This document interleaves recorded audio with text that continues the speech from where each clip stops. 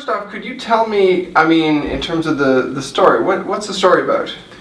So Molly Maxwell is the name of the movie and the name of its lead character.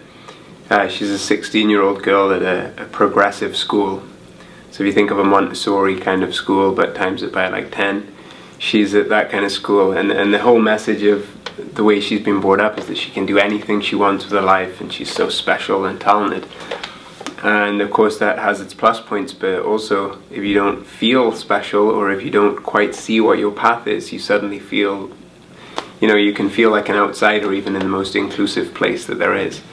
And so over the course of the movie, Molly, through an interest in photography, becomes involved with her new English teacher, which is the part that I play. And they have a real connection kind of right off the bat, and it goes a little bit further than it should.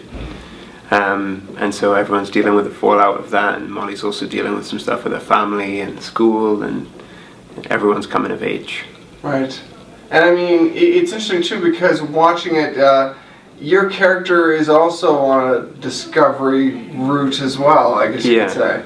Yeah, and I've been saying that to lots of people, like he's in his mid-20s, and you realize when you get to your mid-20s that you don't know any more than you did when you were 16, and in fact you know less because you've thrown out all those affectations that you had then, and what are you left with?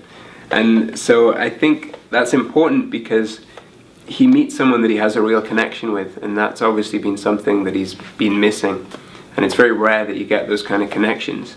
But it's also important because those blocks that you would usually be keeping his behavior where it should be, the part of him that's going, she's a student and you can't pursue this, because he's kind of unrooted in his life, those blocks are smaller than they usually are, and so things go further than they should. Right.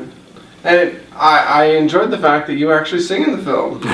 You're very kind to say that. I don't believe you, but it's very nice of you to say. Well, I mean, how did that happen in the film? Was that actually written in from the beginning? Did they try to twist your arm to do it, or how did that work out? Yeah, it was written in, and it was something I was worried about right from the start. I'm not really a singer. I like to sing, but I'm not a singer. And I couldn't play the guitar either, so I did 2 months of lessons with a friend of mine, Mike Devine. Wow. Who was a fantastic help to us. And then we get there on the day and I realized that I've learned these songs amazingly in 2 months. I can play them and I can sing them, but I can't do them at the same time. So with some tricky camera work we were able to cheat it, but no, I'm by no means a musician. Well, the singing worked out though. Thank you. It adds something to the film, I think. Yeah. Yeah, and I think it is important to the story, and it was a bit of a sticking point between Sara and I, because it was important to me that the music was an important part of his life, and it was important to me that he was not a terrible musician. Right. Where you just think this guy's a loser, he's putting all his hopes in something that's never gonna, he's disillusioned, he's, what's the word I'm looking for, he's misguided in thinking he can play music. But it was also important to her that he was not some amazing musician, and that there was some kind of middle ground there. And I think the thing that's happened for Ben is that he looks back on his band days as the best time of his life. And it's not so much to do with the music, it's to do with the way that he felt at that time, the way that he felt when he was 19 or 20 and he could do anything. Right. And and I like the way that the movie ends on a hopeful note for Ben too, that he's played his first show and it's not very good, but he's remembering what he loved about music, and it doesn't end in a depressing way for him. Right. And I mean because of the taboo subject, it could end in any number of ways. Yeah. I like the tone that they've taken throughout the whole story. What was it like acting with the cast on that? Well, the tone is tough because, as you say, it's like a love story, but in these very taboo circumstances. And what complicates that even more is that the film is told completely from Molly's point of view. Right. So it's a 16-year-old's kind of sun-kissed view of her first romance. And that's really tough for us to watch when we know that it's not quite right. Right. But it was important for me not to go into it thinking of Ben as being creep or, you know, exploiting her. And I think the way that Lola played the part of Molly, she really made that clear too, that a lot of the time it's her who's driving things. And I think if we hadn't been able to make it to have a connection, myself and Lola, if we hadn't sold the chemistry between those two characters, then the whole thing wouldn't work, because then it does fall into kind of scandal territory, and we wanted it to be more about two people.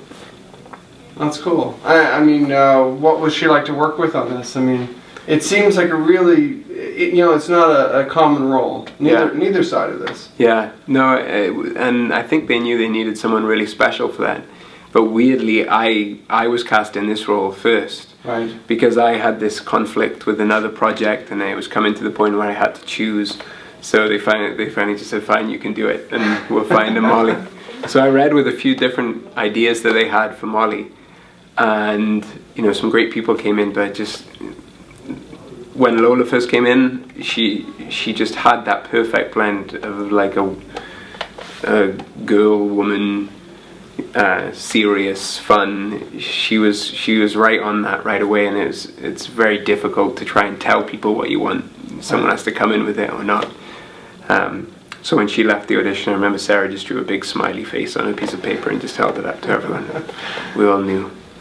And I mean, in terms of filmmaking, I love that it's around Toronto. It feels like Toronto. Like sometimes you get things shot here that don't quite capture it. But I mean, this feels like Toronto. Yeah, it does, and like in a really cool way where you see people doing stuff that we do in Toronto. Right. There's some nice parts. Like there's a point where she grabs a coffee and meets a friend, and they're reading Savage Love sitting on a step, or she's walking down Queen Street after a night out eating a shawarma, and it's just like, it's not just a skyline view of Toronto, it's about living here. And for me it was cool because when we made the film I hadn't lived in Toronto that long. Oh really? So I knew it, but it wasn't like my city. And I went to some of the places for the first time. I went to the island for the first time when we shot the film. But then when it came time to watch the movie, Toronto was my city, and I had that pride as I saw it up there on the screen, Well, it's really cool to me too that it's a CFC project, that this came together through their funding. And I mean, did you notice that kind of aspect once it started filming, or was it really kind of the behind the scenes stuff? Yeah, no, it was all behind the scenes. I mean, I'm connected to the CFC because I did the Actors Conservatory there. Right. But the features is very separate from that.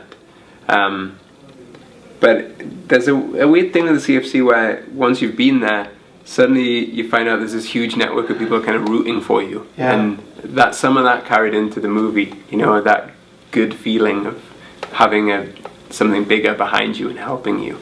And that definitely carried into it, and just great people involved with that place. So that's cool. Well, my last question is, what's coming up next for you? Well, I never know whether to answer this in terms of what I'm going to do next or what's going to be on next, but I'll take both. Okay, well, people can see me next on the new season of The Borgias, which starts this month, I think, which is Showtime in the States and Bravo here. I'm going to appear in the third season. Nice. And then I'm going in a couple of weeks to start working on a show in Vancouver, but I'm not allowed to say what it is. Okay. So it's a West Coast summer for me, I think. Awesome. Yeah. Thank you very much. Oh, my pleasure.